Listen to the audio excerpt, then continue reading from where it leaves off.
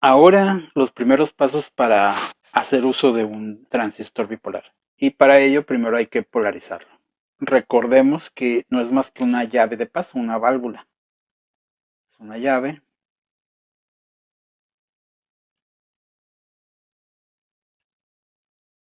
Tiene su vástago.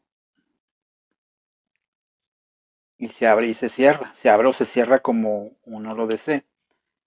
Entra una corriente continua y va a salir o no dependiendo de la llave. Dependiendo de la llave es la que va a decidir si sale o no esa corriente continua o cuánto de ella puede llegar a salir. Esta es una señal continua. Como es una señal continua, está así, que puede tener una gran altura, ser un voltaje muy alto. Y en la salida puede llegar a ser ese mismo voltaje alto o ser cero, dependiendo de la llave. En amplificadores todavía no vamos a llegar a esa aplicación, pero supongamos que fuera este caso, un amplificador. Entonces necesitamos que esa llave le apliquemos una señal pequeña, que la abra y la cierre, abra y cierra. Pero por la naturaleza de este transistor, si yo coloco una señal así alterna, positivos y negativos, implicaría que la abro la llave, sería este caso, luego la voy cerrando, la cierro completamente y luego, ¿cómo logro esto? ¿Cómo logro que cierre más allá de si ya se cerró? Entonces no puedo poner directamente a la llave una señal que cierre, abra y cierre y luego tenga valores negativos. Corriente inversa, no va a funcionar. Entonces lo que debo de hacer es montar la señal en corriente continua. Entonces, mi señal que quiero que abra y cierre, primero lo que debo de hacer es dejarla abierta a medias, digámoslo de esa manera, en una, en un punto constante. La dejo en un punto constante, o sea, la abro en cierto valor. Y luego ahora sí, entra mi señal sobre esa apertura que ya está hecha para que siempre esté del lado positivo, o sea, siempre va a haber señal positiva, aunque está subiendo y bajando. Entonces, ¿qué voy a lograr en esa válvula a la salida? Pues una señal que suba y baja. O sea, si voy a hacer una copia de esta señal pequeña, la voy a hacer más grande. Entonces, el primer paso es polarizar esa llave, dejarla en un punto medio para luego ahora sí meter la señal que una quiera amplificar y hacer que se mueva esa llave alrededor de ese punto medio. Como les comento, esa es la aplicación típica para amplificadores, pero eso lo dejaremos después. Pero para llegar a ella, primero debemos de polarizar el transistor. Ya comenté que el transistor, para que funcione como esa válvula, esa llave, tiene dos uniones, la unión base y emisor y la unión base colector. Para que funcione como llave, es necesario polarizar directamente la unión base emisor. Entonces, base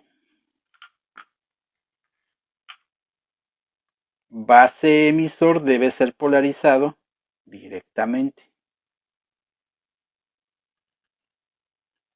Y colector base o base colector, como lo queramos llamar, debe ser polarizado inversamente.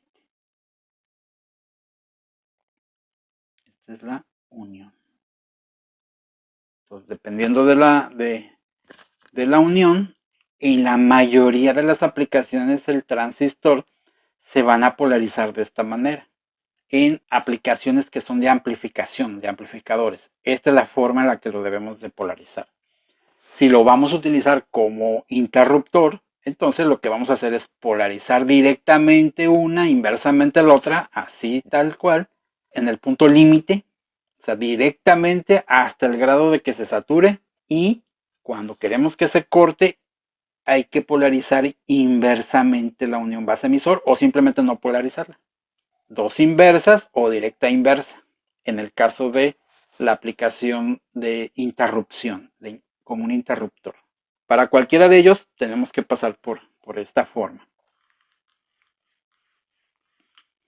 Entonces, una explicación rápida de cómo va a funcionar.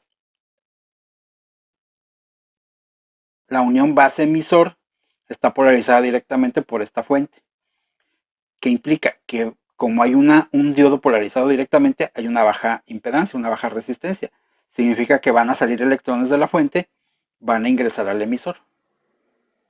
Y llegando al nodo, al transistor, a la base del transistor, va a haber dos posibles polaridades positivas, dos terminales positivas. Una, la fuente colector base, y otra, la misma fuente base emisor. Si esta polaridad es más alta, como regularmente va a ocurrir, y como la base es muy delgada, la mayoría de esa corriente se va a seguir de frente hacia el colector. La menor parte de la corriente se va a ir de regreso a su fuente a través de la base. Corriente real, esa la corriente real, estas direcciones. Sale de la terminal negativa, entra por el emisor, poca corriente va por la base, mucha corriente, la mayoría de la corriente por el colector, y se va a la fuente colector base. Corriente convencional, sale corriente de la base, sale corriente de la fuente colector base, esta es la corriente de colector, se juntan las dos corrientes y crean la corriente de emisor. Entonces la corriente de emisor es la suma de esas dos corrientes.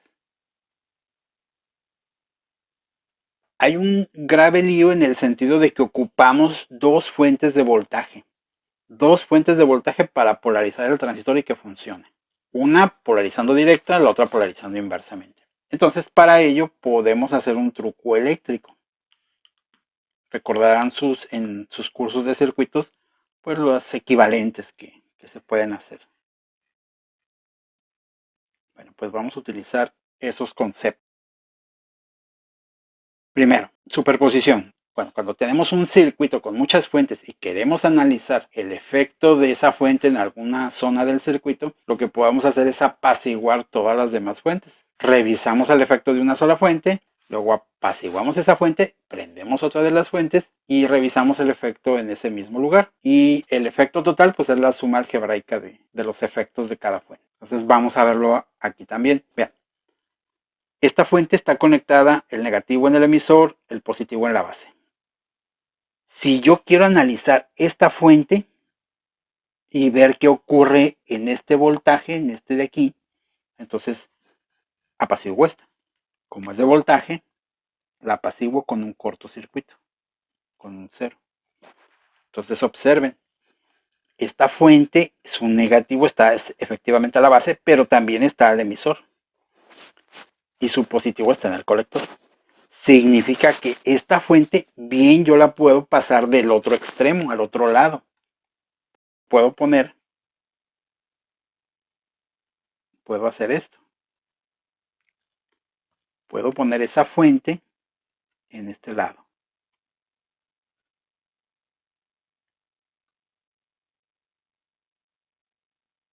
Su positivo aquí, su negativo acá. Su positivo está en ese mismo lugar en el colector. Su negativo está efectivamente en el emisor. Allí está. Entonces ya la puedo retirar de este lugar. Sigue ejerciendo ese mismo efecto. Solo que ya no está entre colector y base. Ya está entre colector y emisor.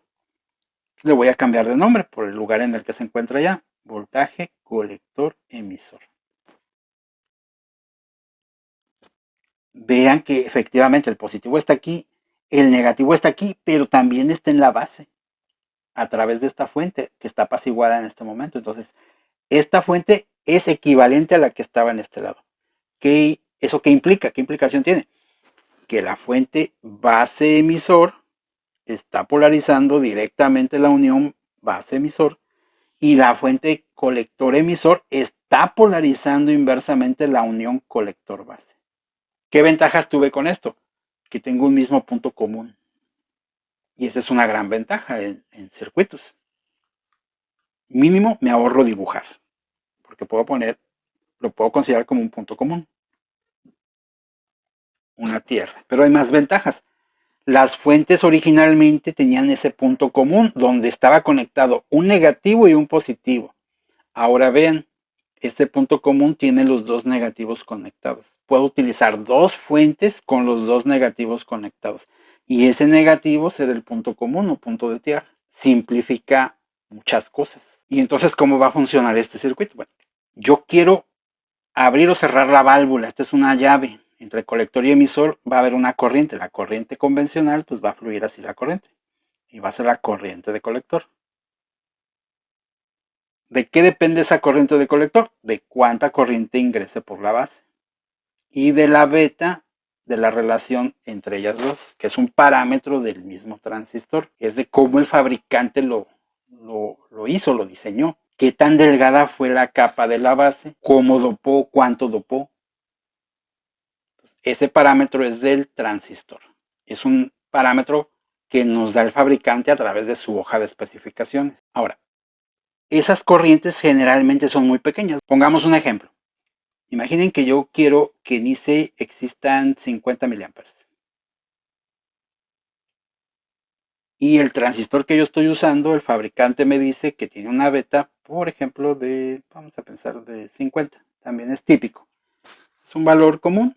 Hay transistores con betas mucho más grandes, algunos con betas menores, no tan menores, pero es un valor común comercial, es un valor que es común en muchos transistores. Entonces, si yo quiero esos 50 miliamperes y tengo un transistor con beta de 50, ¿cuánta corriente de base necesito? Lo que sabemos es esto en un transistor, que la relación de IC entre IB se llama beta. Entonces, ¿qué beta necesito? Bueno, pues nada más utilizo esa ecuación. IB debe de ser igual a IC sobre beta. Como quiero 50 miliamperes y mi transistor tiene una beta de 50, significa que ocupo 1 miliampere. Entonces, para que aquí fluyan 50 miliamperes en ese transistor, necesito que aquí fluya 1 miliampere. O sea, abrir la llave de tal manera que salgan 50 miliamperes de esta fuente y atraviesen ese transistor. Si le pongo menos corriente, pues habría menos corriente por acá también. Es cerrar la llave. Si le doy más corriente, es abrir la llave. Y entonces, ¿qué tenemos que hacer? Bueno, necesitamos la curva característica de este diodo. Y conocemos esa curva, las hemos visto, es un diodo, entonces la curva es así. Si yo quiero que aquí haya 1 miliampere para que por acá tengamos 50 miliamperes, entonces yo me tendría que ir a la curva característica de ese diodo, decir que ocupo 1 miliampere y entonces encontrar cuál es el voltaje base emisor que necesito. Y de seguro ese base emisor pues va a ser un voltaje muy pequeño, alrededor de 0.7 si es que este es de silicio, alrededor de 0.3 si es que es un transistor de germanio, alrededor de 1.5 volts si es un transistor de arseniuro de galio. Entonces, dependiendo del material, pues sería ese voltaje. Pero lo cierto es que van a ser voltajes pequeños, son relativamente pequeños. Entonces, ocuparíamos una fuente y ajustar muy detalladamente el voltaje para tener la corriente que querramos. Por eso mejor se utiliza de otra manera, de una manera más sencilla. Se utilizan fuentes constantes. O sea, ¿para qué poner una fuente que tengo que ajustar? Si lo que tengo en un aparato a lo mejor es más común usar baterías. Y las baterías no se cambian de voltaje, no podemos ajustarlas, sino usar el voltaje que tienen. Entonces, ¿cómo controlo esta corriente? No moviendo el voltaje. Bueno, pues la manera más sencilla es tener un voltaje constante mayor al que voy a necesitar y el resto del voltaje que no ocupo allí lo coloco en una resistencia. Como esa resistencia está en la base, pues le voy a llamar resistencia de base. Está conectada a la base, pues es resistencia de base. Y entonces esta fuente, como ya no es el voltaje base emisor, lo que se hizo de manera convencional, lo que se hizo en la convención es quitar la segunda letra y repetir la primera. Y esta fuente se llama BBB. Es como la van a encontrar en los libros, inclusive en las hojas de especificación de los fabricantes o diseños de circuitos con transistores. Y entonces esta es la manera más sencilla. Si es un transistor de silicio, puedo decir, bueno, pues aquí van a haber alrededor de 0.7 volts. Si mi fuente es de 5 volts, por ejemplo, entonces en mi resistencia, bueno, hay una malla. Si estos son 5, si este es un transistor de silicio, aproximadamente habrá 0.7 volts. O voy a la hoja de especificación del fabricante y me va a decir exactamente para esta corriente, a través de una gráfica, cuál es el voltaje que debe caer. Supongamos que es 0.7, entonces si aquí hay 5 en una malla con una fuente de 5, hay una caída de 0.7 entre base y emisor. ¿Cuánto tuvo que haber caído entre la resistencia de base? Pues serían 5 menos 0.7, entonces estarían quedándose 4.3 volts. Y si ocupo un miliamper, pues entonces esta resistencia debería de ser de 4.3 entre un miliamper, 4.3 kilo ohms. Y con eso ya logro que haya un miliamper por aquí en la base, y si la beta es de 50, como el fabricante me indicó, entonces deben de haber 50 miliamperes atravesando al transistor, haciendo esto, cerrando un circuito. De nada me va a servir en ese que hubiera esa corriente si no la estoy usando en algún lugar. Esos lugares pueden ser resistencias, vamos a verlo de esa manera, una carga simplemente. Esa carga casi siempre, no necesariamente, puede conectarse en esta parte, en el colector. Si lo conecto aquí, pues es una resistencia que está puesta en el colector. Pero también pudo haber sido usado en el emisor. Una resistencia en el emisor. Las leyes de los circuitos, la ley de Ohm y las dos leyes de Kirchhoff, me describen cómo va a operar. Lo único que me dice el fabricante de esa válvula es este parámetro. Y otros parámetros, algunos más, dependiendo de los detalles que necesito, de qué aplicación es, cuántos detalles necesito considerar de ese dispositivo. Por ejemplo, se va a mover a alta frecuencia. Recuerden que los diodos tienen capacitancia, lo vimos en el caso de los diodos, las uniones semiconductoras crean capacitancias. Entonces tienen velocidades de conmutación.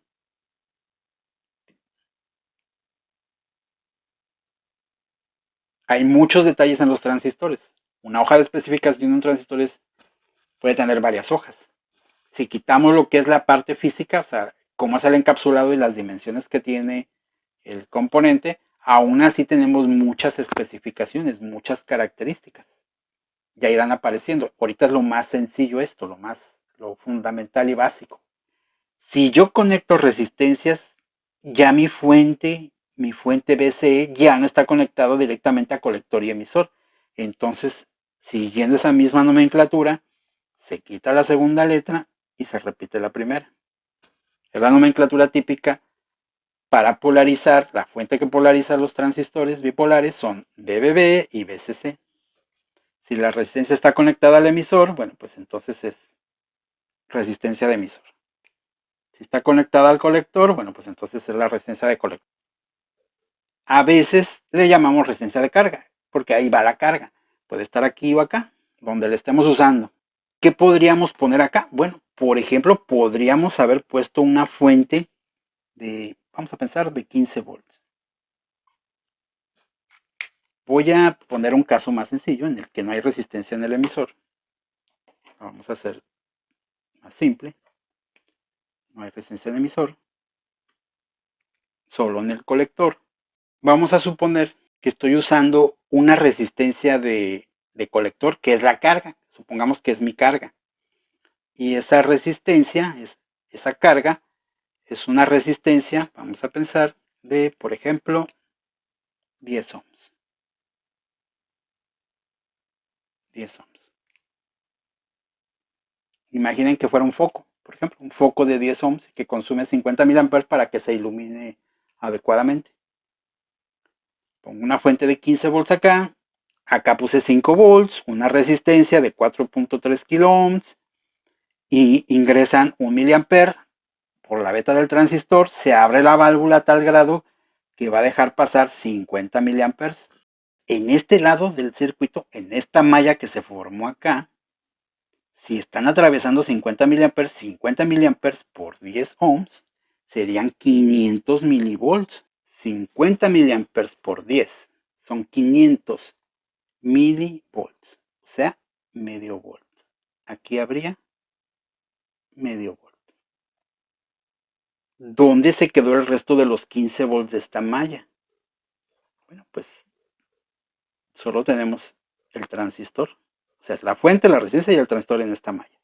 Entonces, entre colector y emisor se tuvieron que haber quedado 14.5 volts.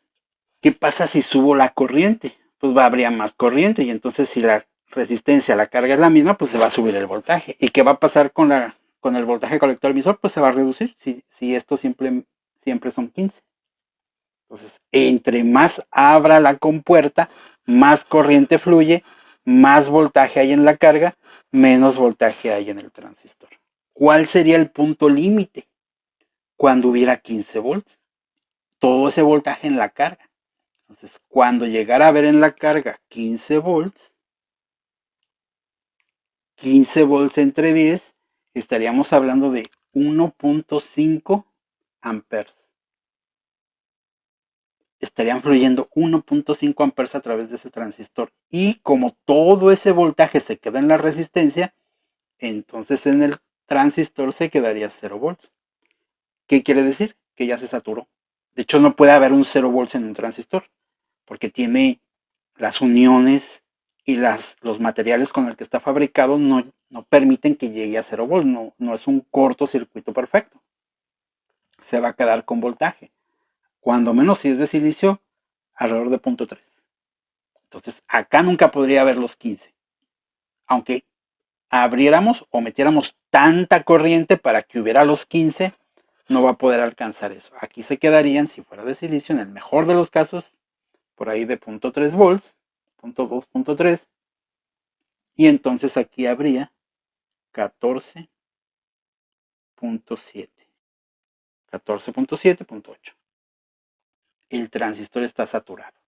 El fabricante del transistor me indica ese voltaje de saturación. De hecho, me indica a través de a veces curvas cuál es el voltaje de saturación dependiendo de la corriente que le está atravesando. Ahora vean, esta es la parte importante en la polarización. Aquí yo tengo una fuente de 5 volts y aquí tengo otra fuente de 5 volts. Vamos a regresar al caso original, no en la saturación. Eran 10 ohms, yo quería 50 miliamperes, 50 por 10 son 500 milivolts, entonces aquí habrían medio volt. Y en el colector emisor habría 14.5 volts. Vean que en mi carga está la corriente que necesita y obviamente ese voltaje, es su voltaje necesario. Si el fabricante me dice, esta carga ocupa 50 miliamperes y como es de 10 ohms, ocupa medio volt. Por ejemplo, un foco de medio volt con 50 miliamperes y que el fabricante lo hubiera hecho de tal manera que brilla bien. Aquí yo usé 15 volts, de los cuales nada más estoy usando medio volt. Los otros 14.5 se están desperdiciando propiamente en el transistor. Bueno, yo pude mejorar esto haciendo lo siguiente. Se puede mejorar, en vez de usando 15 volts, usar, por ejemplo, 5 volts, que también es un valor comercial que se encuentra en algunas fuentes comerciales. Y entonces, pues solamente hay medio volt aquí y entonces los otros 4.5 volts estarán en el transistor. Ya no se está desperdiciando tanto como hace un momento, porque ese voltaje y esa corriente causan una caída de potencia aquí. O sea, está consumiendo el transistor. Ahora está consumiendo menos. Pero lo importante es esto. Vean, estoy usando dos fuentes del mismo valor, cuyos negativos están conectados en el mismo lugar. Quiere decir que yo pude haber hecho este circuito no usando dos fuentes. Pude haber hecho ese mismo circuito usando una misma fuente de alimentación. Simplemente esta fuente se reduce la nomenclatura típica. Vamos a quitar todo esto. Se minimiza haciendo esto, diciendo aquí va la fuente BCC. Si no indica el otro punto, es la Tierra. Entonces, efectivamente, aquí hay una fuente de este punto a Tierra. Y como es el mismo voltaje que voy a usar, porque dije que aquí quiero usar 5 volts, y aquí calculé la resistencia para que hubiera 5 volts a la entrada, entonces, y si las dos fuentes tienen el mismo punto negativo, quiere decir que yo pude haber polarizado usando esa misma fuente. Y ahí está. Este es el circuito de polarización. La misma fuente de alimentación está polarizando directamente la unión base-emisor e inversamente la unión base-colector. La corriente que viaja por acá ingresa al diodo como es adecuado para polarizarlo directamente e ingresa inversamente para polarizarlo inversamente o intenta ingresar inversamente.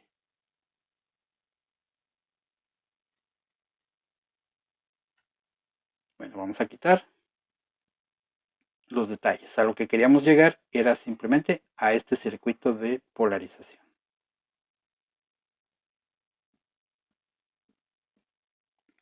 Es el circuito de polarización más sencillo. Usa una sola fuente, inclusive esta resistencia se acomoda así para que se vea más bonito simplemente. Entonces, aunque no parece a lo mejor, el transistor, la unión base-emisor, se está polarizando directamente, la unión base-colector se está polarizando inversamente. Bueno, hasta aquí este video.